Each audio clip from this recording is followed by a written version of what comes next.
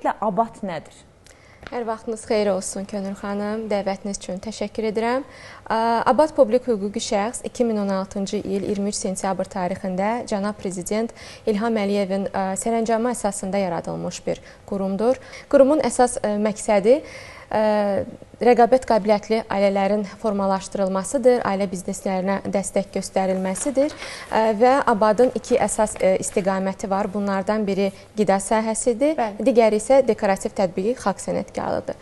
Qida məhsulu dediyimiz zaman burada təbii məhsullar, məsələn, ət məhsullarıdır, daha sonra süd məhsullarıdır, quru meyvələrdir, mürəbbələrdir, təbii yağlardır, bal və bu kimi digər təbii məhsulların istehsalı nəzərdə tutulur. Sənətkarlıq sahəsi isə dedikdə dekorativ tətbiq xalq sənətkarlığı istiqamətində olan bütün sənət nümunələri Abad həmin sahibkarlara dəstək göstərir və satışını həyata keçirdir.